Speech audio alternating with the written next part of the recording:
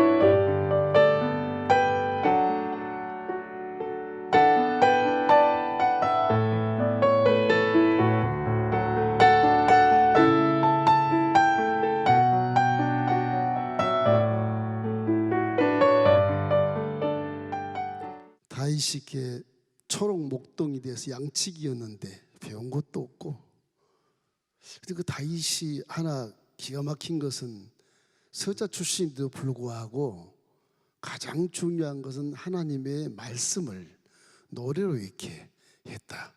다윗이 노래 은사가 있나 봐요.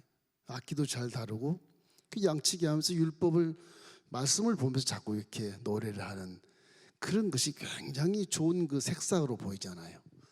지식을 배우지 않고 뭐 무사 뭐 칼을 써서 뭐 전쟁한다 장군이 되려고 하지도 않고 율법을 딱 말씀을 노래로 이렇게 부르는 그런 그 습관이 하나님께 굉장히 좋아 보인 것 같아요. 그래서 사무엘 선지자의 기름 부음 받아서 장차 네가 양치기지만 왕이 될 것이다. 그런 은혜가 어디가 있어요? 어떻게 왕이 돼요? 배운 것도 없고 그 율법만 그냥 이렇게 노래할 정도인데. 근데 그를 통해서 하나님과 가까이 믿음을 가지니까 기름 부은 것은 부은 것이지만은 초록 목동 20살도 안 되는 아이가 가서 골리앗 장군을 물맷대로 돌려서 죽이고 이스라엘 살리잖아요. 하나님의 전쟁터 나가게 하면 백전백승 이겨. 그 이 아이가 통일 왕국의 왕이 돼. 왕이 돼. 한 40년을 왕을 해요. 40년을. 그런데 그렇게 왕이 되고 통일왕국의 아주 왕 중의 왕이라 할지라도 하나님 마음과 합한다 해도 육체는 벗어야 되거든요. 누구든지 왕이 됐든 누가 됐든 다 육체를 벗고 사후세계로 들어가는 겁니다. 사후세계로. 이 죽음이라는 것, 이 죽는 것이 아니고 자는 것과 똑같아요. 사람은요. 영혼이 살기 때문에 그래요. 우리 속에 있는 영은 영원히 살아요. 의식이 있어요. 볼 수도 있고요. 신령한 몸이라도 그 천국의 이제 문화를 이렇게 생각해 보면 천국 문화는 물질 세계가 아닌데도 물질처럼 아름답게 보이고 더 신령하고 더 깨끗하게 보이는 곳이거든요. 사람은 죽지 않습니다. 먼저 가신 조상들도 다 천국 가면 다 예수님도 만날 수 있는 것이고 지옥 가면 만나지 못겠지만은 만나는 것이기 때문에 사람은 죽지 않는다. 이런 개념을 항상 가지셔야 돼요. 죽음, 너도 죽고 나도 죽고 우리가 다 죽어요. 안 죽을 사람 하나도 없어요, 여러분. 여기 앉아 계셔도. 이게 찬양하는 것처럼 막 우리 다윗성가에 찬양하죠. 우리는 나그네라 나그네. 딱 그 말이 맞습니다.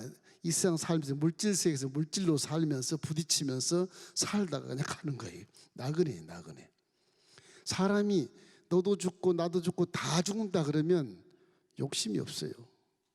그러지 않겠어요? 다 죽는데 무슨 욕심이 있어요? 그래서 노래 막 유언 이렇게 해서 다 유언장을 날리고 가거든. 응? 저 밑에 있을 때 제가 13년 전인가 우리 건축하기 전입니다. 뭐예요? 입관 그 관에 들어가는 그 행사를 했어요. 유언장을 딱 쓰고 관에 들어가 못을 진짜 박아 위에서 판에 넣어놓고 이 두려움이 오잖아요. 두려움이. 그런 체험을 한번 해봤으면 좋겠어요. 우리 교회 넓으니까 마당에다 쫙 한 2,000개 관을 갖다 놓고 한번 전부 속에 들어가게 해보고 했으면 좋겠어요. 한번. 그 굉장히 충격적이고 못 박는 소리에 깜짝 놀라. 이게 뭐 안 빼면 죽는 거잖아요. 나 죽었다. 관 속에 들어가면 그 느낌이 전혀 달라요. 들어가 있는 느낌부터 달라요. 나 이제 가는구나. 유언장 쓰고 가는 거예요. 내가 지금 죽은다면 무슨 유언을 쓸까? 아주 가지각각이죠, 뭐다. 사람 나름대로. 그럼 마지막 가는 사람은 거짓말을 하지 않잖아요. 진실한 말을 쓰는 거거든. 진실한 말. 그러니까 입관 그런 그 프로그램을 가지고 한번 관에 한번 들어가 보면 인생이 이렇게 가는구나. 그래서 현실에 대한 어떤 그런 욕심이 좀 사라질 수 있어요. 침대 말하자면 오늘 우리 여기 있지만 우리 권사님도 가고 나도 가고 우리 모두가 다 가는데 무엇이 이렇게 욕심이 많아서 그렇게 아등바등 되며 평생 살 것처럼 장례식 가도 이분은 가시지만 나는 영원히 살 거야 뭐 이런 식으로 예배를 드리는 그런 의식들이 잘못된 거예요. 가요 우리도. 성경이 이게 아마 영어로 뭐라 하면 테스터먼트라고 해요. 테스터먼트. 구약은 올드 테스터먼트라고 그래요. 그 테스터먼트 성경이라는 말이 아니에요. 그게 유언이란 말이 유언. 하나님의 유언. 옛날 줬던 유언은 구약 성경. 성경 구약 유언. 신약에 예수님은 뉴 테스터먼트라서 신약 유언 그런 거예요. 유언이란 책이에요. 원래 성경은 스크립처예요. 비밀스러운 말씀이에요. 그래서 이 성경이라는 말이 아니 그 말이. 그 테스트먼트라고 그래요. 그 유언이라는 것이 이게 다이마짐적 유언한 게 아니라 구약 다이 전부터 수천 전부터 그 유언책을 하나님 우리에게 주신 것입니다. 유언이에요, 유언. 그래서 유언을 믿으라는 거예요. 그 진리라고 하는 거예요. 유언은 진실하잖아요. 거짓말이 없어요. 사람이 죽는데 무슨 거짓말 하겠어요, 여기서? 예? 안 하거든. 다른 경전 봐요. 그 테스트먼트로 되어 있는지 안 돼 있어요. 다른 사람은 거룩한 경전 이렇게 그런 게 나와 있지. 성경은 아주 정확해요. 성경 책이 유언책입니다. 유언책. 유언. 그런 그런데 사람이 손에서 유언장 딱 놓고 가는 거예요. 어디로 가? 사후 세계로 가는 거예요. 틀림없이 이거는 천국과 불구덩이로 가는 사람도 있을 것이고. 빛이 확 어둠에서 빛으로 날아가는 거예요. 어둠에서. 세상은 어둠이 이게 빛이 다해도 역시 어둠의 삶이야. 눈이 있어도 보지 못하고 귀가 있어도 듣지 못하고 마음에서 깨닫지 못하는 어둠에 살기 때문에 이제 육체를 벗으면 그냥 확 열리는 거예요. 확 열리는 거예요. 저도 쓰러질 때 체험을 해봤어요. 이게요, 우리 그 김동길 교수님인가 언제가 강의할 때 들으니까 비행기가 폭파돼서 떨어지면 누가 제일 먼저 생각이 나겠냐 그 얘기를 하시면서 이상한 에피소드를 얘기하는데 뭐 가상적인 것이죠. 땅에 공중에 떨어지면서 한 1분쯤 떨어지는데 막 제일 먼저 생각하는 게 아들이랍니다. 부인이 아니고 아들이래요. 그 다음에 어머니, 그 다음에 아버지, 그 다음에 부인이래. 그 복소를 그 만든 말이겠지만 죽을 때요 그런 생각 안 나요? 해요 그냥. 아무것도 없어요. 그냥 해요. 사도 바울이 이렇게 밝은 빛에서 꼬꾸라 말에 떨어진 것처럼 그 새하얘. 어둠이 조금도 없어요. 그냥 거기에서 이제 하늘 만나는 거예요. 있을 때 잘해야 돼. 있을 때 잘해. 제 어머니 북구시르기 쓰시면서 어딘가 국민일보 신문지에다가 그 내려갔더니 있을 때 잘해, 있을 때 잘해. 뭐 그 서럽길래 어머니께 무슨 저 북구시를 이렇게 배우셔서 이 글씨가 무슨 글씨야? 그 대중가의 노래 가사네. 있을 때 잘해, 있을 때. 그렇게 북구시 연습하는 그 복지가 왔어요. 연습하고 써놨더라고. 사람 있을 때 잘해야지. 육신을 벗고 난 다음에 뭘 얼마나 사랑하겠다고 그러잖아요. 있을 때 잘하십시오. 유언, 참 이게 진실한 건데 믿어줘야 돼. 유언은. 그럼 우리 크리스찬들은 유언장을 쓰시더라도 쓰고 그리고 이제 갈 때는 밝은 빛으로 빨려 들어가는 거예요. 가다 보면 천국이 거기 있어. 할렐루야. 어두운 곳으로 안 갑니다. 네. 만약에 다윗이 여기서 솔로몬을 왕으로 어렵게 세워요. 지난 시간에 얘기한 것처럼 이게 아도니아 형님 이게 반란 일으키잖아요. 아도니아가. 그냥 아도니아도 당연한 거거든요. 아도니아도 형 뭐 암논 죽었지. 그리고 압살롬 죽었지. 암논은 압살롬한테 죽고 압살롬은 요압 장군한테 죽고 전부 가족끼리 죽은 거게. 이 정치라는 게 그래요. 죽어요. 그 이제 아도니아가 셋째지만 큰아들이라면 당연히 내가 왕이 될 차례거든 이게. 뭐 그 반역한다는 개념보다도 난 당연히 왕이 될 차례니까 거기에 요압 장군이 탁 가서 붙어요. 제사장 아비아도가 딱 붙어요. 가서 공개적으로 붙어요. 다윗은 들어놓 있지만 늙어서 공개적으로 붙는 겁니다.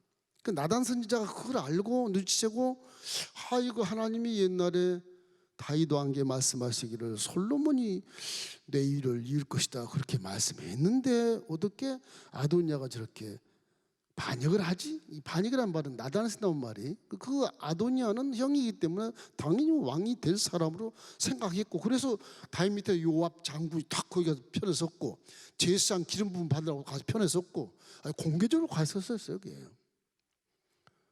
들어있는 병사가 누우는 다윗은 아직 모르고 있다가 바세바가 나단 선지자가 바세바에게 가르쳐가지고 바세바가 말하는 밤에 일어나신 거지. 뭐야? 내가 언제 허락을 했어? 이게 이제 어린 왕자와 어른 같은 아도니아가 대립이 되잖아요. 대립이. 그래서 이제 다윗 왕이 이제 이쪽에 사독 제사장 기름 부어야 되니까. 사독 제사장. 아직도 이 왕권 정치지만은 이 사사시대처럼 선지자가 기름을 부어야 왕이 되는 거예요. 그래서 이제 국방장관과 함께 내려가서 기온샘 옆에 가서 빨리 밥도 먹지 말고 그 기름 부어서 띵까띵까하고 나팔 불고 빨리 했으면 여기 와가지고 내 왕자에 앉혀라. 빨리 앉은 사람은 왕이야 이제. 아도니아 그것도 모르고 이제 지네끼리 막 왕이라고 선포하고 먹느라고 정신없어. 먹느라고 정신없는 그 상태에 벌써 다윗이 솔로몬을 왕이 세워가지고 의자에 탁 앉혀버린. 그래서 솔로몬이 왕이 된 거예요. 왕이 되어버렸으니 이게 이제 아도니아는 밖에 있다가 한 800m밖에 안 돼. 거기가 왕자 있는 곳과 그 반역한 곳이 1km도 안 돼. 1km도 달려와서 침공해도 될 정도예요. 이미 왕이 되어버렸으니 어떡하겠어요. 이제 아도니아가 나중에 바세바한테 와서 내가 왕이 될 것인데 동생이 내 왕을 가로챘으니까 나에게도 보상해 주십시오. 이렇게 와서 희한한 말을 하다가 또 죽죠. 그렇게 돼요. 이때 부하나라고 하는 그런 이제 장군이 원래 경호대장이었는데 이 사람 제사장 아들이 원래가 분하냐가 이 사람 이제 국방장관에 대해서 뭐 다윗의 명에 의해서 솔로몬의 명에 의해서 역적들을 다 죽입니다. 다 죽이. 이 사람은 갑자기 등단이 돼서 이제 권세를 휘두르는 거예요. 그래서 우리가 유언이라고 하는 것은 진실을 말해요. 진실.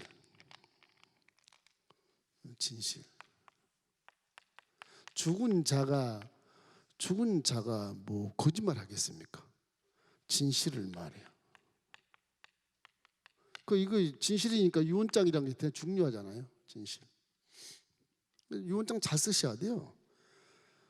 내 자식이지만 뭐 내가 몇 년 몇 월 며칠생 주소 다 써야 돼요. 다 도장을 땅땅 찍어야 공적으로 그 효과가 있는 것이지. 그냥 내가 아버지로서 이렇게 얘기한다 이름도 없고 도장도 없고 그건 가짜예요. 그 가짜가 인정이 안 돼요. 법적으로 효력이 이 물질세계의 법적으로 효력에서 인정 안 돼. 우리 모 장로님처럼 청구하셨지만은 공증을 딱 해가지고 오셔서 공증 딱 그렇게 오셨더라고. 그럼 공증이 돼야 돼. 유언할 때 그렇게 하십시오.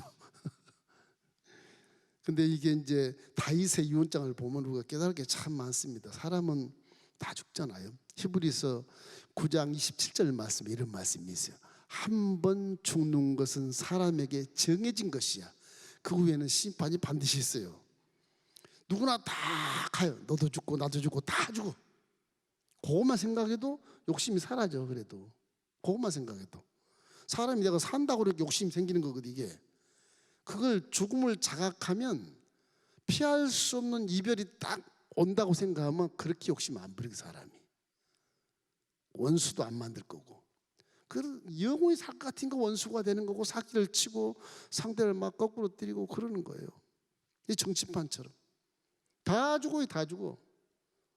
지 아무리 훌륭한 대통령도 다 죽어요. 다. 모든 사람들이 가는 길이라고 다시 그러잖아요.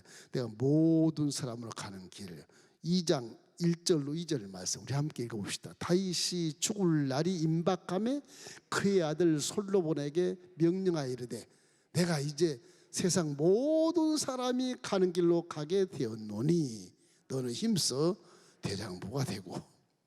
사람은 다 가게 돼서 나그네라 그래요. 왜 그러냐면 하나님이 이렇게 분신이기 때문에 사람은 도무가 달리 분신이라서 다 이렇게 회개하게 만들어요.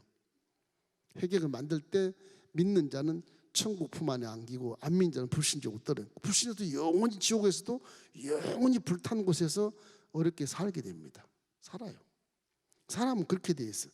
그게 오늘 아담 하와의 죄 때문에 이렇게 운명이 바꿔버린 거지만 구원받은 우리는 또 운명이 다시 회복이 돼서 이제 천국의 자녀가 된 것이죠. 그래서 나만 가는 것이 아니라 다 가니까 슬퍼하거나 뭐 아버지가 없다고 해서 절망하거나 그럴 필요 없다. 뭐 그런 얘기예요. 슬퍼하거나 절망하지 마라. 또 다 간다 너도 나중에. 그런 얘기를 함으로 이제 유언을 하는 거예요. 네가 아직 어리니까 나이가 20대니까 남아 있으니까 앞으로 일을 잘하라는 걸 유언할 때 이제 첫째 유언한 것이 이제 말씀을 잘 순종해라 이거예요. 그래서 후회하지 않는 일을 살라는 것입니다. 하나님의 법 율법을 얘기하는 거예요. 말씀을 잘 지키면 네가 인생이 형통하리라. 다윗 말이요, 뭐 하나님을 잘 믿어서 그런 게 아니에요. 세상의 지식이나 칼 들고 무사를 해서 상대를 치고 내가 왕이 되는 그런 길도 있겠지만 그 길보다는 사람이라면 하나님 말씀에 순종하면 하나님이 도와주신다. 나 봐라 나. 내가 무사교육을 받았냐, 활 쏘는 그런 연습을 해봤냐. 아니잖아 다윗은. 나중에 장군이 돼서 뭐 칼도 사람도 죽이고 하다 보니까 뭐 그것이 연습이 될지 몰라도 다윗은 무사교육을 받지 않았거든요. 하나님이 다 도우셔서 그 친구를 하면 다 쓰러져버리고 다 이겨버린단 말이에요. 다윗이 다 이것처럼 돼버린 거예요. 그것이 어느 누가 봐도 하나님이 도와준 것이 본인이 싸운 게 아니거든. 다윗은 그 키도 크지 않아요. 형들처럼 장대하고 그러질 않아요. 얼굴도 빨개가지고 뭐 성경에 준수한 말은 나와 있지만 자기 형들하고 전혀 다른 그런 모습을 갖고 있기 때문에 열왕기상 이제 2장 3절 우리 함께 읽어보십시다. 내 하나님 야훼의 명령을 지켜 그 길로 행하여 그 법률과 계명과 율례와 증거를 모세의 율법에 기록된 대로 지키라. 그리하면 내가 무엇을 하든지 어디로 가든지 형통할지라. 형통할지라. 그래서 율법을 잘 지키면 거기 그 율법의 내용 속에 법률이 있고 계명이 있고 율례가 다 거기다 똑같은 말입니다. 법이라면 똑같은 말인데 이제 원헌법이 있고 그 밑에 이제 세부적인 그 규정 같은 거 그런 것들이 있어. 율법 613개는 이 십계명의 말씀을 통해서 그 밑에 다 토를 달아놓은 것이에요. 세부 사항을 얘기하는 거예요. 실천 강령처럼 그걸 다 율례라 그래, 규례라 그러고 그래요. 하나님의 법은 딱 최상위법으로 있어요. 거기서 세부적으로 이렇게 나눈 법들이 많아. 그 법들을 이제 설명을 하는 것입니다. 하나님의 법과 계명과 율법 이런 것들이 모세에 기록된 대로 네가 행하면 형통할 것이라. 자기가 생각한 거예요. 내가 죽음의 순간에 한 발만 더디면 죽는데 이 죽음의 순간에 하나님의 법을 따라서 하니까 살아났다. 그런 내용이에요. 다윗이 죽을 위험이 얼마나 많았어요. 그럼 하나님 말씀에 따라서 하니까 사는 거예요. 이게 내 힘으로 내 깨로 살았으면 다윗도 벌써 죽었어요. 이게 벌써 죽었죠. 얼마나 왕이 쫓아다니는데 살겠습니까? 그거 힘들죠. 왕이 수배하는데 살 재간이 어디가 있어요?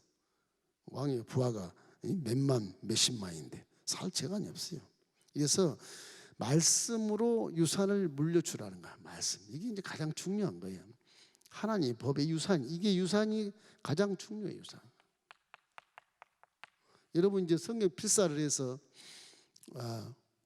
저 그 앞에다 도장을 찍을 겁니다. 다 이제 검수해가지고 그 도장을 딱 찍으면 그 유산이 되는 거예요.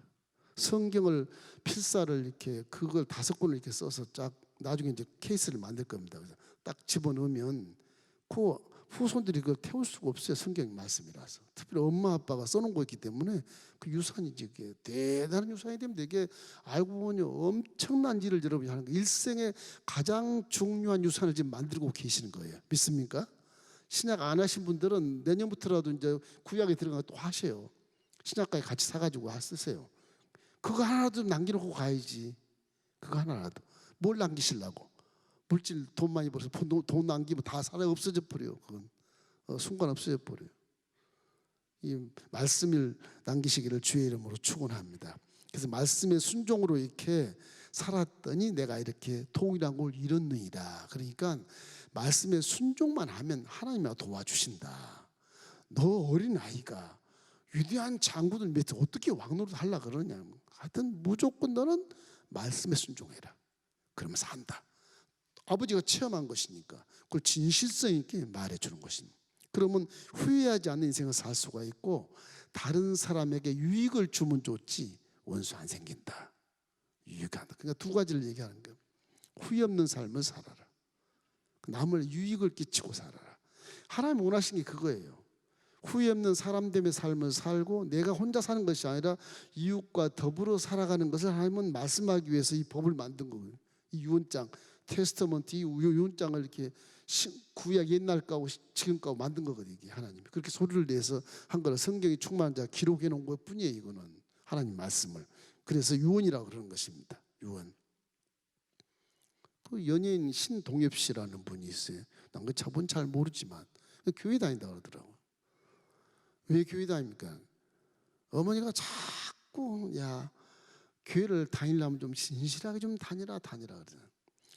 뭐 어머니가 가시니까 따라는 가는데 별 진실함이 없었는데 그 엄마가 암에 걸렸어. 암 말기야. 병원에 가니까 뭐 3개월밖에 못 산다 그러는. 이 아들이 놀래가지고서 무슨 일이냐고 3개월 교회에서 막 기도하는데도 자기는 뭐 신비주의 이런 걸 싫어하니까 그냥 젊은 아이니까 그 기도를 하는데 어머니가 병원에 준 약이고 뭐고 다 집에 놓고 기도인가 보네. 기도. 황당한 거지. 아들 생각할 때 아들은 지식이 있고 지혜가 있는 배웠던 사람이니까 황당하지 않겠어요? 그 신동엽 사람 똑똑하지 않습니까? 엄마가 기도는 올라가. 기도는 올라서 봉사하는 거야. 수전 때도 봉사하고 막 청소하고 뭘 닦고. 예. 3개월면 죽은다는데 약도 안 먹고 나도 기도 올라갔는데 3개월이 아니라 5년을 쓰래. 5년. 이제 그걸 이제 신동엽 씨가 보고, 야 이거 신비스럽다.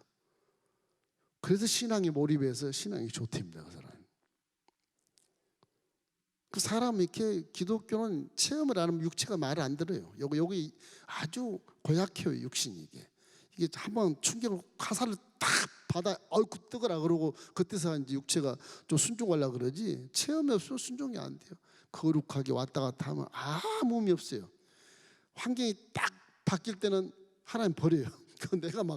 내가 이기려고 하는 그렇게 돼. 사람이라는 게 육체가 그래. 육체가 아담처럼 무엇을 먹을까 무엇을 마실까 무엇을 할까 깜깜하게 쫓겨나서 이제 내가 살아야 되잖아요. 그거밖에 몰라. 육체가 이제 영은 잠자고 있고 결과는 그렇게 돼 버려요.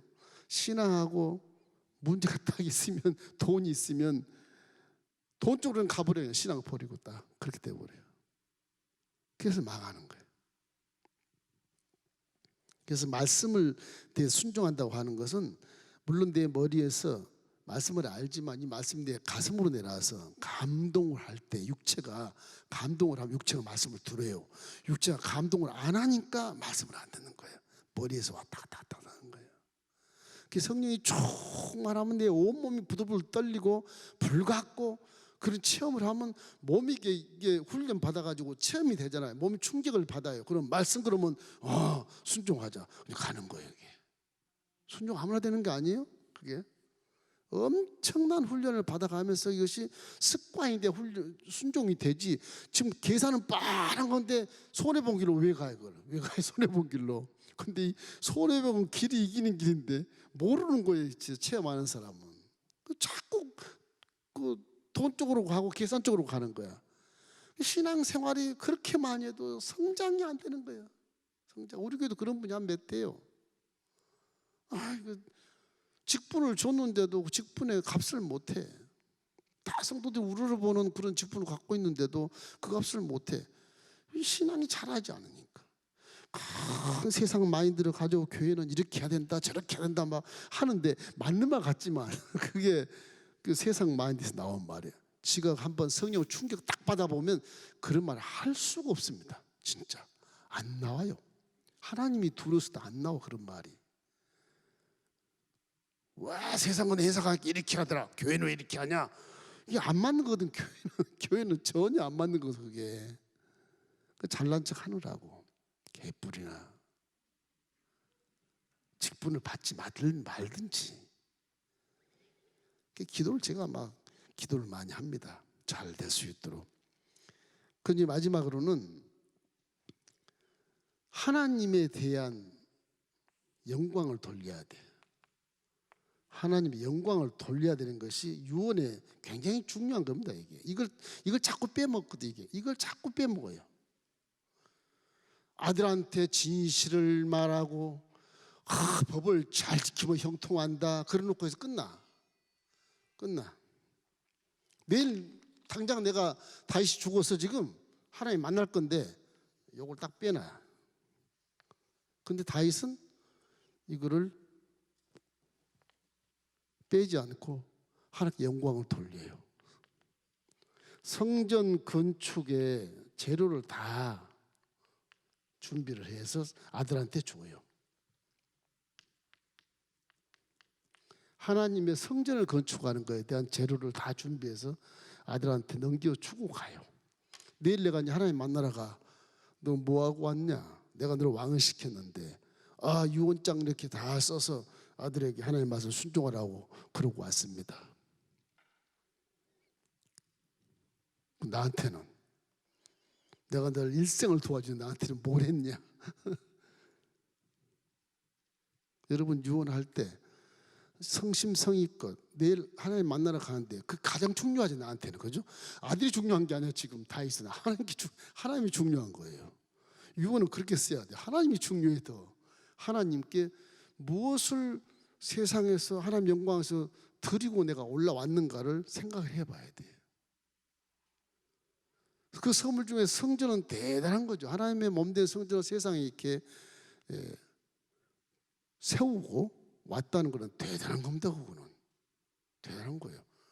돈보다 어떤 무슨 구제보다 성교보다 더 대단한 거예요. 이거는 다시 유언장 쓰면서 이 내용이 가장 중요한 거예요. 사실은 성전 질 재료를 다 뭐 시돈 지방 지금 레바논 그 위에 히람 왕에게 백양목 전부 끌어당겼죠. 그리고 또 저쪽 밑에 북아프리카 쪽에 가서 그 에시온게벨에 그쪽에 항구를 통해서 보석들 전부 그래서 예루살렘 가지고 왔죠. 다 준비했어요. 성전을 좀 자기는 피를 많이 해서 성전을 건축하지 못하니까 내 아들 솔로몬이 건축하게 할 것이라 하나님 그렇게 말씀했거든. 제가 하고 싶은데요. 너는 피를 많이 해서 안 돼. 아니 하나님 내 마음과 합하시다며. 그래도 안 돼. 왜요? 내 몸 내 성전에 왜 피가 흘리냐? 너는 피 흘려서 안 돼. 교회에 와서 피 흘리면 안 된단다. 그래서 못 짓는 거야. 교회는 싸움한 것도 아니고 전쟁한 것도 아니야. 교회는 이루를 받고 복을 받고 하나님께 순종하는 그런 효자 효녀들이 만나서 예배를 드리고 기도하는 곳이지, 피 흘린 놈이 이걸 지어서 아버지 집은 피 흘린 곳이다 그런 식으로 하면 안 된다. 안 돼요. 그 성향을 얘기하는 거야. 성경을 좀 하는 자의 마음이 저게 피 흘린 자냐 악한 자냐 못 지어요. 솔로몬처럼 샬롬 평화가 있고 마음이 착하고 선한 그런 성품을 가진 자가 성전을 허락하게 되는 거예요. 그러니까 다윗은 이걸 말을 들었기 때문에 그래도 내가 성전을 지어야 되는데, 그 아들을 짓는 것을 이제 하나님 허락했으니까 성전을 지을 재료를 다 공급해 놓고 준비 딱 해놓고 가는 거예요. 다윗의 유언은 이게 가장 큰 거예요. 사실은 가장 큰 거예요. 그래서 유언이라고 하는 것은 저렇게 해야 된다. 그래서 항상 우리는 마음속에 내일 만날 하나님을 만나러 가는데 나는 하나님 영광에서 뭘 지상에다 해놓고 왔는가에 대한 것을 항상 잊어버리면 안 돼요. 잊어버리면 안 돼요. 안 됩니다. 유언, 그 다음에 분별이라 분별해라 그런 말씀을 하시요. 다윗이 이제 지상에 살면서 그 왕이라고 해서 뭐 자기 멋대로 하고 마음이 편하고 그런 게 아니에요. 왕은 정상 올라가면요 왕 자체가 마음이 더 외롭고 더 고독하고 왕의 마음을 아는 자가 별로 없어요. 밑에 국방장관 요압도 누나의 아들이고 조카인데 이게 이놈이 나보다 더 막 과실하고 돌아다녀. 그 요압이 아마사를 죽이면 다윗이 시켜서 죽인 줄 알아. 국민들이 그러지 않겠어요? 요압이 가서 지멋대로 죽였는데 다윗이 죽인 줄 안 되니까. 그래서 요압이 나중에 문제가 돼요. 그래서 다시 이제 유언을 합니다. 분별해라, 너 솔로몬아 분별해라. 첫째는 아도니아가 저 착각을 했다. 그 네가 알지? 아도니아도 형이지만 이 정치적 싸움, 정치 싸움. 나중에 죽지만은 결국에는 이 아도니아도 승복하지 않고 솔로몬이 왕이 되니까 솔로몬 엄마한테 와가지고서 내가 왕이 될 차례인데 동생이 뺏어갔으니까 내 아버지의 그 옆에서 간호하던 아비삭 이쁜 수냄 여인 그게 너무 이쁘거든. 아버지가 뭐 동침도 안 했지만 간병이니까 그걸 주십시오. 그럼 아주 멀상시한 말을 또 해요. 악한 사람 항상 그런 데가 있어요. 그런데 그래서 솔로몬이 안 되겠다 해서 죽여야 되겠다. 그래가지고서 요압은 이미 국방장군인데 아도니아 편에 서 있고, 아비아들도 아도니아 편에 서 있고, 제사장과 당군 우두머리도 거기 다 서 있으니 누가 죽여야 돼? 이 경호대장 분하냐가 있어요. 이 사람은 제사장의 아들인데 원래 블레셋을 이렇게 관리하는 호위 대장이었어요. 이 분하냐가 아도니아를 죽여요. 그 나쁜 놈이라 그래가지고서 죽습니다. 이 사람은 이제 뭐 솔로몬이 시켜 죽이지만 아버지가 말한 사람은 요압을 첫째 딱 들어요. 요압. 솔로몬아, 저 요압 장군이 국방장관이 돼. 지금 네 편에 서 있지 않고 저 형편에 서 있지 않냐? 그럼 다시 올 거다. 와도 주의해라. 저놈은 내 말을 듣지 않을 만큼 교만하다. 왜 그러냐? 아브넬 장군도 죽였지 않냐? 아브넬 장군이 누구냐? 내 스승인 사울 왕의 사촌이야, 조카야, 아브넬이. 그러니까 자기 다윗의 아버지의 다윗의 아버지 동생의 아들이야, 아브넬이. 저쪽에 이스라엘의 장군이었어요. 그걸 요압이 죽였어요. 아마사도 다윗 누나가 둘이 있는데 수리아가 큰 누나고 밑에 동생이 아비가일이에요. 아비가일 아들이 아마사야. 그 이제 요압이 이제 그리고 교만하니까 다윗이 한번 아마사를 국반장으로 세운 적이 한 번 있어요. 그게 또 정치 싸움이 돼가지고 죽여버려요. 또 명령도 하지 않았는데 다윗 상처를 많이 받아요. 요압을 주의해라. 편안하게 지옥으로 내려가게 하지 말아라. 죽이라는 거죠.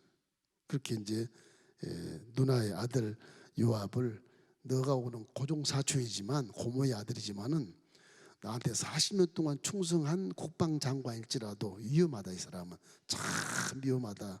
그러니까 지 사촌도 죽이고 아버지도 죽이고 그랬으니까 다시 원치 않는 일을 마냥 반역죄이다. 그러니까 요압을 제거해야 된다. 그렇게 이제 얘기를 하는 것입니다.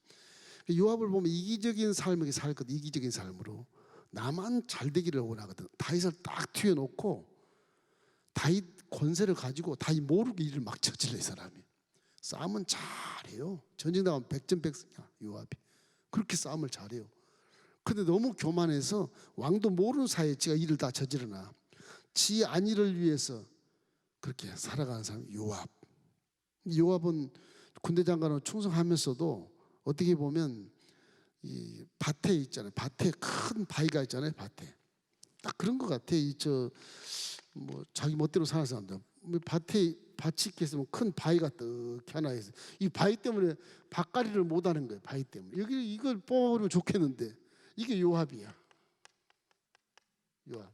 이게 이스라엘이라 그러면 이게 요압이야. 바깥에 왕은 딱 위에 있지만 이거 뽑아야 되겠는데 이게 힘들다며. 이게 저 뽑아버리면 밭이 농사가 잘 될 텐데 이 바위 뿌리가 얼마나 깊습니까? 이게 40년 뿌리 박고 있었으니 뭐 솔로몬도 힘들죠.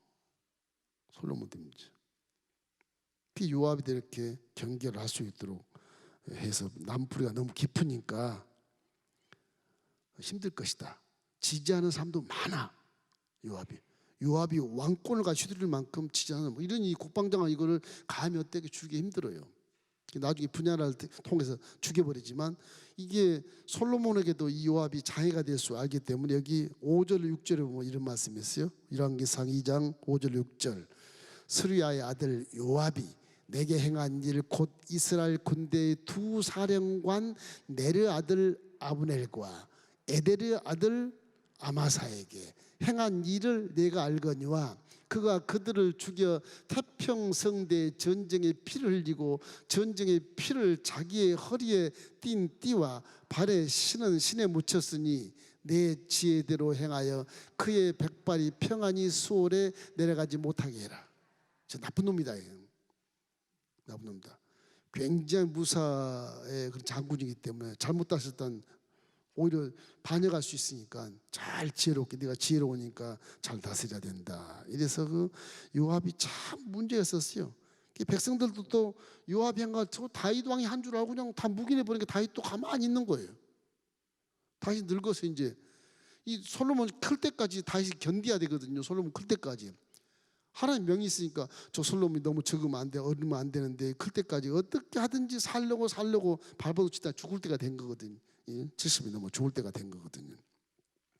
그래서 요압은 정말로 진정한 회개가 없는 사람이다. 그래서 정치인으로서 이렇게 아도니아 형에게 딱 갖다 달라붙었잖아요. 40년을 다윗 왕과 함께 통일하고 이런 그가 다음 차세대 왕이 될 아도니아 제일 이제 큰 애가 왕이 될 것이니까 그 차서 달라붙으면 사실 아도니아도 바보요. 그 달라붙으면 요압이 가만두겠습니까? 아도니아를 로봇으로 만들어서 요압이 다 하지요. 악은 악길이 뭐예요? 그래서 하나님은 그걸 허락하지 않으신 거죠. 그래서 솔로몬이 말씀대로 왕이 되어버렸다. 또 하나 있어요. 이 요압을 죽여라. 그리고 시므이라는 사람이 있어요. 시므이는 제사장.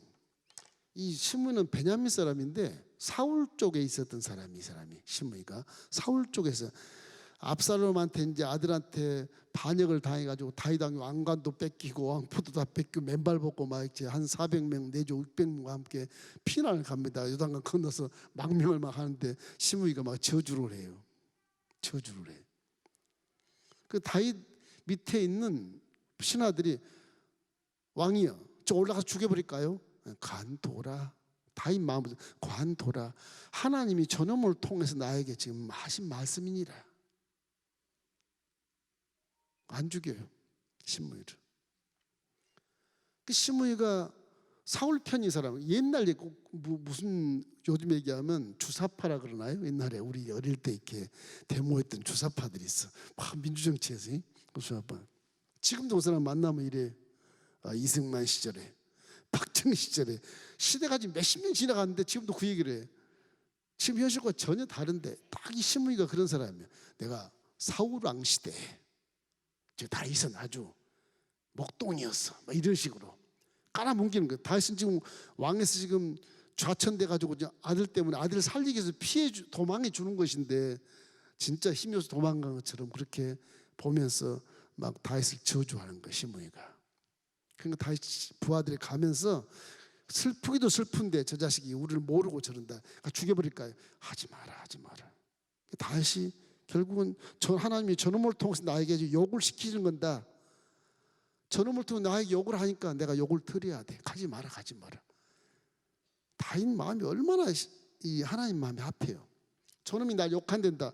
우리 같으면 막 삼자 대면하자 막 덤비고 싶은데 죽이든지. 이 사람 내 모습이 이러니 하나님이 저놈을 통해서 나에게 욕을 하는데 내가 들어야 되지 않겠냐. 죽이지 마라. 그렇게 해서 망명을 가는 겁니다. 욕하는 거 이거 상대를 막 깔아뭉기고 참소하고 막 거짓말해서 막 이 인터넷 막 악플을 통해서 사람을 죽이고 막 상처를 얼마나 많이 받아요. 말을 참 조심해야 되는 겁니다. 말을. 어떤 회사의 상사가 여직원한테 야단을 치니까 부장님 나 창밖에 뛰어내릴 거야. 뛰어내리면 어떡하겠어 그거를. 뛰어내리니까 가지마 그랬다고 그러잖아요. 여직원이 부장님 나를 그렇게 미워하시고 나 야단치면 뛰어내릴게. 그 여인도 참 대단한 여인이지만 말 잘못하면 그렇게 된다니까. 그 사건 누가 책임을 져야 돼? 그럼 부장이 책임져야 되잖아요. 같이 망하는 거예요. 같이. 누가 말을 할 때 물론 죄정도 그러긴 하지만은 누가 말하면 이 사람 하나님이 저 사람을 통해 나에게 깨달으라고 그러신가 보다. 그 피하는 게 좋죠. 피하는 게. 싸우면 이 문제가 되잖아요. 가정사 형제고 뭐고 다 그렇지 않습니까? 그래서 항상 마음속에 싸움을 걸지 않도록 그렇게 조심해야 되는 것입니다. 시집가서 뭐 고부간의 갈등으로 뭐 시누이가 쫑알거리는 것이 화가 나면 막 무슨 뭐 닭 모이를 주면서 닭을 두드려 팬다며 며느리가 돼지 엉덩이를 막대기로 치면서 밥을 준다고 그러잖아요. 시누이 쫑알거리기 때문에 종로에서 뺨 맞고 어디 가서 뭐 한다고 그렇게 한다 그러지 않습니까? 그렇게 하기 위해서 안 싸우는 게 좋아요. 사실은 싸우는 것보다 안 싸우는 게 좋습니다. 그 다음에 이제 시므이가 압살롬이 죽고 다시 이제 황궁을 하잖아. 이렇게 왕궁으로 다시 왔네. 압살롬이 죽어서 너무너무 분하다. 이 요압이 이놈 새끼야 날 내가 죽이지 말라 근데 이놈이 가서 죽여버린 거거든. 요압이 지가 죽이려고 안 죽였다 그러잖아요. 이 압살롬의 머리가 크고 아주 미남이거든요. 막 나귀를 타고 도망가다가 남의 탁 걸려서 머리가 돌려가지고 테러도 나귀는 빠져버리고 테러 매달려 있는 거를 압살롬이 가서 창으로 죽여놓고 부하들 10명한테 다시 창으로 다 찔러. 내가 안 죽였어요. 부하들이 다 죽였어요. 이렇게 요압이 그렇게 다윗 사촌인데도 다윗 아들을 죽이면서 참 기가 막히잖아요. 그 압살롬이 죽어요. 왕이 될 방에서 왕자리에 와 있다가 죽어버렸으니까 이제 다시 또 항공하잖아요. 이제 시므이가 큰일 났지. 이제 저주 막 했다가 시므이가 또 얼마나 웃기냐면 정치가 이래요. 원수가 됐던 사울 쪽 그쪽에 있던 사람이 이제 다윗이 다시 황궁에 오니까 다윗한테 와요. 베냐민 사람 1000명을 데리고 와요. 시므이가 죄송합니다. 왕이시여 그냥 지나가십시오. 내가 1000명 데리고 왔으니까 지나가십시오. 그런데 그때 세바라는 사람이 반란을 일으켰기 때문에 지지난 세월이 시간이 세바 반란 배웠죠. 세바가 반란을 일으키는 과정이기 때문에 이게 시므이를 다시 내가 죽이자니 이게 밀란이 소요가 될 것 같아서 그래 내 용서해 줄게 안 죽일게 이렇게 살려줘요. 그래놓고 이제 솔로몬에게 유언을 하는 거야. 너 요압 시므이 두 사람은 반드시 지옥에 떨어지게 해라. 그렇게 하는 거예요. 그래서 그 다윗이 인생 살아오면서 가장 무서운 존재들, 악의 존재들을 제거하라고 이렇게 유언을 하는 겁니다.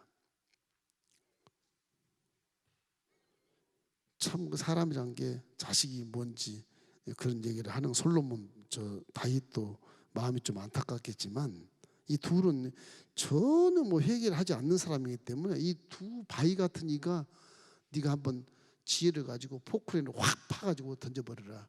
그런 의미. 그럼 나라가 견고하게 설 것이다. 아버지를 못했어도 네가 해라. 그렇게 시키는 것입니다.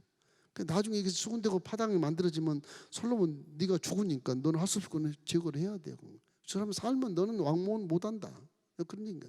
솔로몬이 딱 그 말을 듣고 지혜가 얼마나 좋아요. 다윗보다 더 지혜가 좋은 자가 하나님께 지혜를 받아서 결국엔 다 이 밑에 있는 분야나 국방장을 통해서 다 죽여버려요.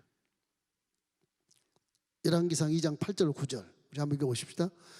바울임 베냐민 사람 게라의 아들 시므이가 너와 함께 있나니 그는 내가 마하나임으로 갈 때에 악독한 말로 나를 저주하였느니라. 그러나 그가 요단에 내려와서 나를 영접함으로 내가 야일을 두고 맹세하여 이르기를 내가 칼로 너를 죽이지 아니하리라 하였노라. 그러나 그를 무지한 자로 여기지 말지어다. 너는 지혜 있는 사람이므로 그에게 행할 일을 알지니 그의 백발이 피 가운데 수월에 내려가게 하라.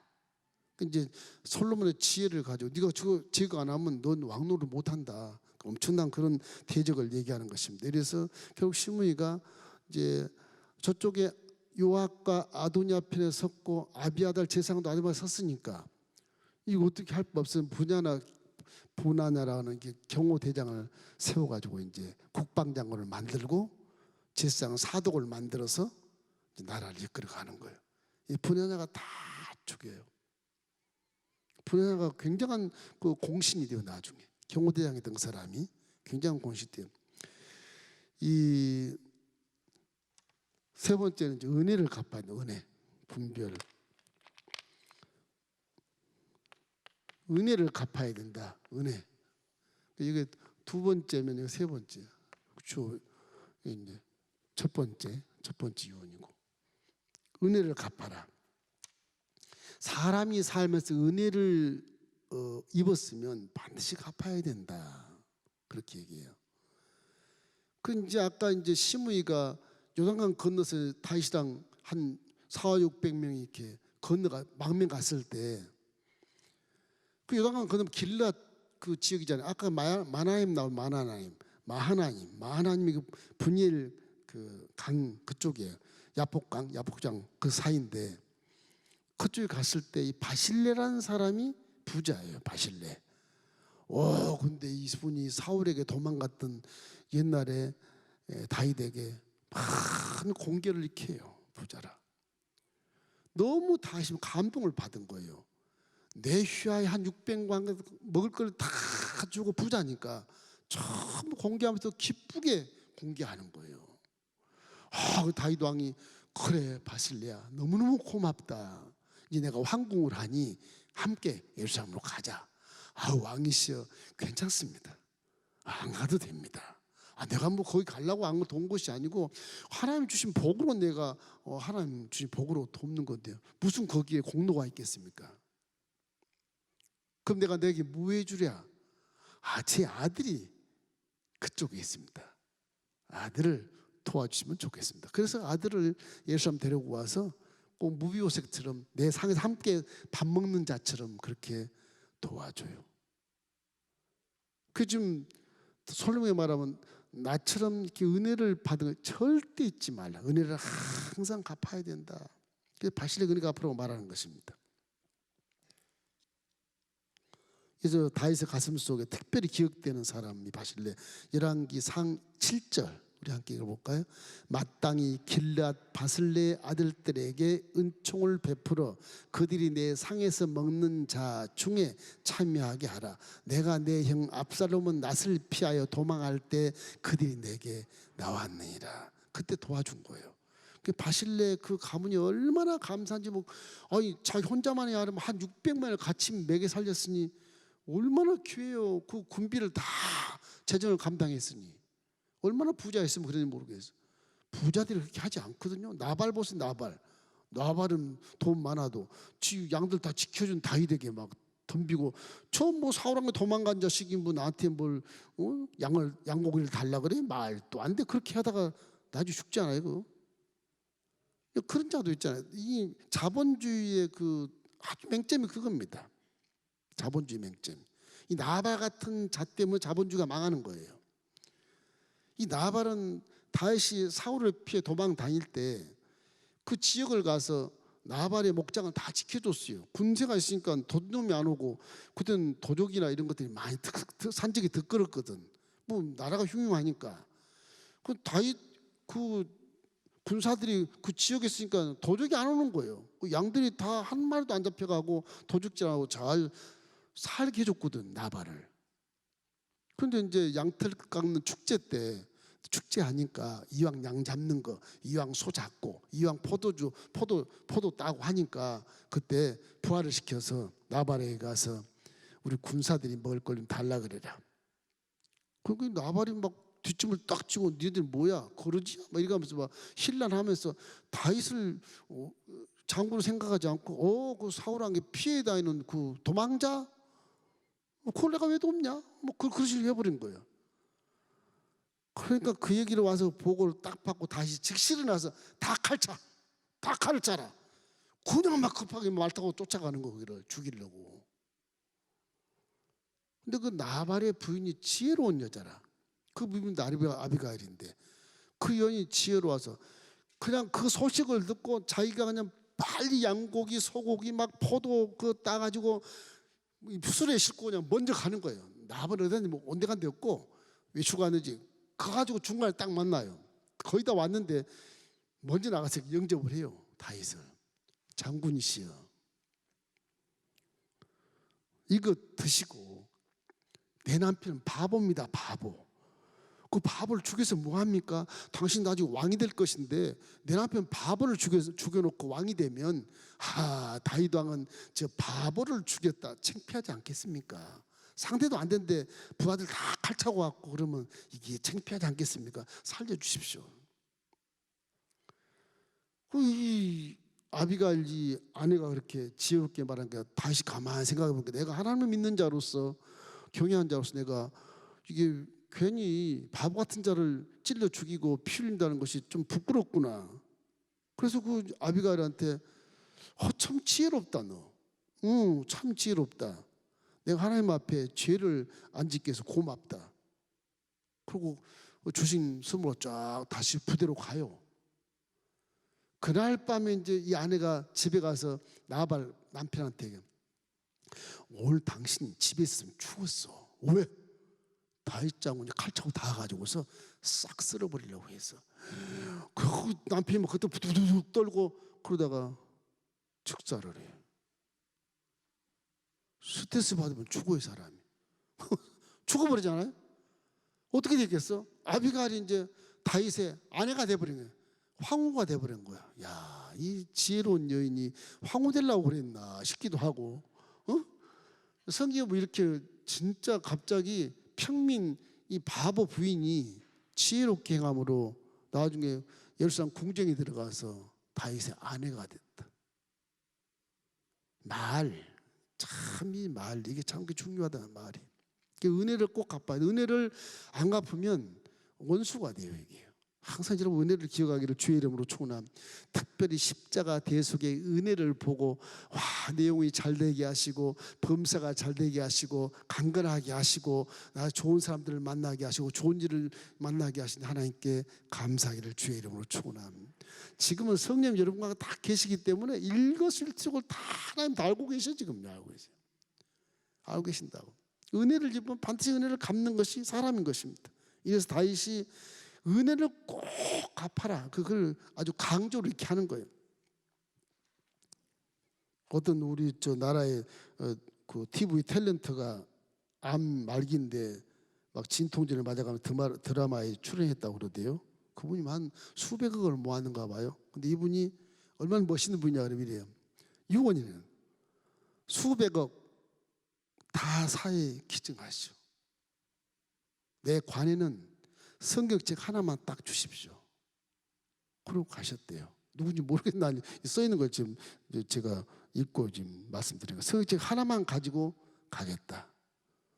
야, 이분은 종보다 훨씬 더 훌륭한 양반 같아. 진짜. 이거 뭔가를 알아. 인생을 나그네라는 걸 아는 거거든요. 그러면 이분이 하나님 딱 만났을 때 너 뭐하고 왔냐? 하나님 아시잖아요. 나중 하나님 만나는 게 중요한 것이 지상이 중요한 게 아니라니까. 믿습니까? 여러분 지금 지상이 중요하고 생각할지 몰라. 먹고 마시고 누려야 되니까. 근데 지상보다 하나님 만날 때가 더 중요해요. 영원한 세계에 살기 때문에 그래요. 그 수준까지 가기가 좀 힘들긴 해요. 이 체험을 해야 되니까 성령을 통해서 체험을 해야 이 수준까지 딱 올라갈 수가 있어요. 그러면 실수를 조금 할 수 있어. 안 그러면 엄청 실수를 많이 하게 돼 있어요. 이게 아도니아나 요압이나 시므이처럼 실수 연발로 인생을 살다가 결국은 지옥에 떨어질 가능성이 커요. 그게. 항상 하나님을 믿으면 오늘 갈지 내일 갈지 몰라요. 나이가 문제가 아니에요. 요즘 100세라고 하는데 누가 100세 안 살고 자식이 갈 수도 있어요. 이게 언제 하나님의 소환명령이 떨어질지 몰라요. 그때 갔을 때 내가 할 말이 있어야 돼요. 항상 하나님을 경외하면 그걸 맨 첫 번째 생각하십시오. 뭐 교회를 사랑해라 흥분을 그런 말이 아니에요. 내가 내일이라도 당장 가면 하나님한테 무슨 말을 할고. 이 생각이 유언에 대한 개념이에요. 유언에 대한. 이게 사람이 이렇게 손에 딱 요장으로 죽으면 빛이 쫙 나타나 이런 곳으로 가게 돼 있어요. 어둠에서 빛이 쫙 틀림없이 그래요. 틀림없이 그래요. 어둠이 아니야. 눈 못 뜰 만큼 환한 것이 열려요. 보면 열려.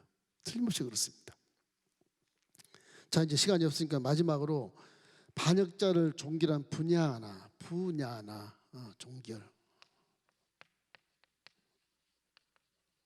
이 반역자를 누가 죽여? 이게 분야야. 분하야.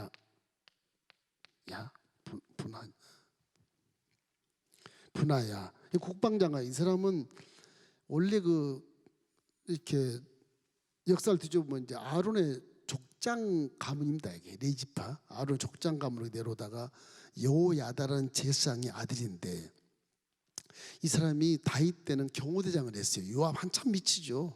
한참 밑이야. 부하에서 경호대장을 했던 사람이에요. 이 사람 고향이 어디냐 그러면 저기 에돔 사해 맨 남방 거기 살았었어요. 거기서 고향이 에돔 남방에서. 그래서 모압하고 에돔하고 가깝지 않습니까? 거기 가면 이게 갈릴리호수가 이렇게 있고요, 요단강이 흐르고 사해가 이렇게 있어요. 이 지중해는 아니고요, 예루살렘 여기가 있고요. 여기가 이제 에돔 지역, 에돔. 이쪽 고향이에요. 이게 모압 이쪽에 있어요. 모압. 이거 암몬 이쪽에 있고 북방에. 이 모압 쪽 숲과 부딪히잖아요. 이게. 예. 모압 장수를 2명을 그냥 죽이는 힘이 센 사람. 이 분하냐가 힘이 센 사람이에요. 뭐 블레스 사람도 죽인 경우가 있었고요. 결국 이 사람이 애굽 거인 2명도 죽였어요. 이쪽 애굽 이쪽이거든요. 홍해가 이렇게 있으면 이 애굽 이쪽이에요. 이쪽은 사우디고. 근데 이 바람 광야에 애굽 사람들이 많이 와요. 이 가깝기 때문에 여기서도 애굽 사람을 큰 사람을 2명씩 죽여요. 사자도 죽였어요. 이 사람 분하냐가 힘이 센 사람이에요.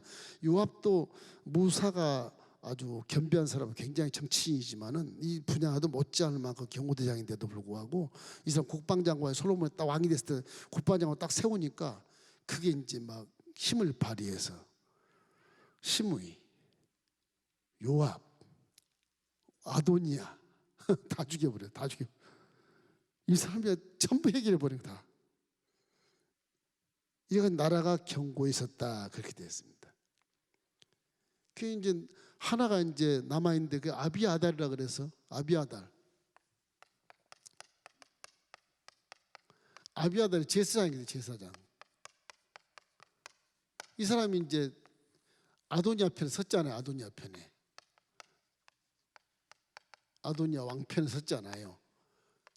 이 사람이 참 답답한 게 사울 왕 때 그 예루살렘 이 높지역에서 제사장이 많았거든요. 여기 이 북방의 높지역에서 제사장이 많이 있었어요. 이 높지역에서 성전 여기 있었어요. 정말 제사장을 하고 있는데 저분 아버지가 누구냐? 아히멜렉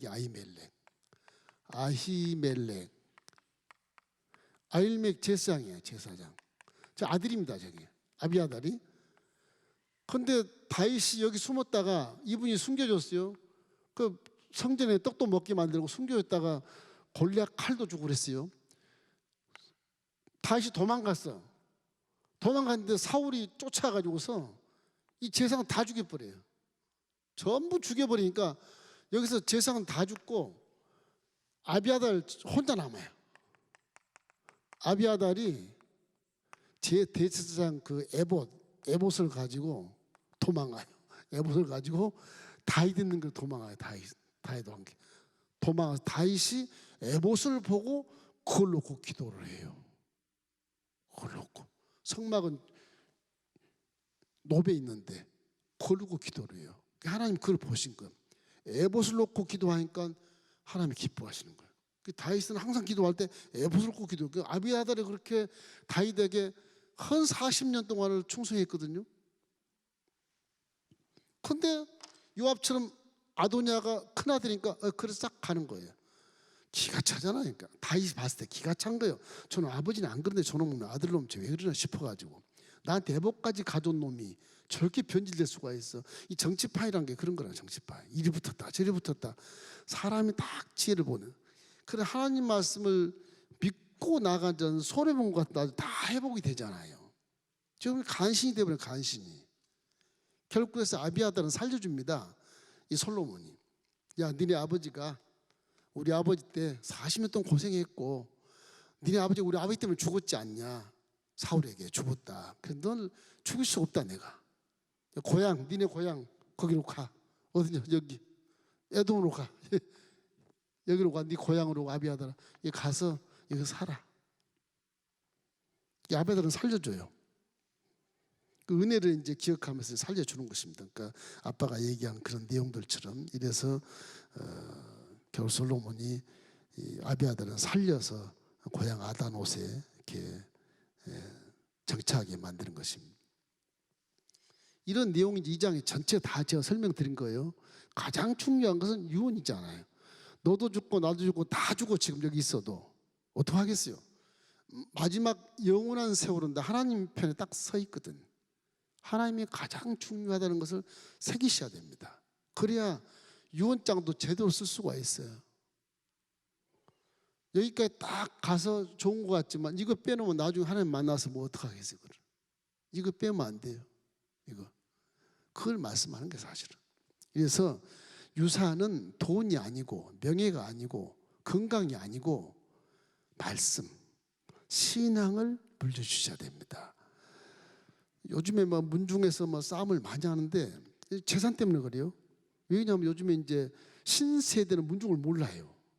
근데 어른들이 이제 가만히 보니까 이 문중 이러다가 다 망가질 것 같거든. 그 어른들이 막 싸우는 거예요. 문중 재산 가지고서. 재산 그거 싸워서 취해봤자 후손만 망합니다. 망하게 돼 있어요. 다. 잘 살 것 같지만 그렇지 않아요. 사람이라는 게 신기해요. 이게 죄성이 있어서 물질이 많으면 기도도 안 해요. 물질이 많으면 허랑방탕하고 다 타락하고 그래요. 타락 안 할 자가 별로 없어요. 그래서 자본주의에는 기부 문화를 많이 해요. 기부를 많이 해야 사회복지가 되고 도덕념이 사라지고 살인자가 사라지는 거예요. 요즘 뭐 자식 죽고 뭐 아비 죽고 이런 거 다 그래서 그 문제가 되는 거예요. 자본주의 맹점이 그게. 그래서 뭐 사회주의 공산주의 그러는데 자본주의가 그렇게 잘못했기 때문에 사회주의를 흠모하는 거예요. 주사파가 다시 막 나오고 그런 것이거든요. 그러니까 우리가 기독교인으로서 하나님의 사랑을 잃어버렸다. 구제가 아니거든. 사랑이지 사실은. 새 계명을 너에게 주노니 서로 사랑해라. 내가 죽기까지 너희를 사랑한 것 같이 너도 그렇게 사랑해. 거기에 뭐 구제 들어있고 선교 다 들어있고 거기에 기부금이 다 들어가 있고 사람 되고 화목한 삶이 거기 다 들어가 있어요. 사랑입니다. 사랑.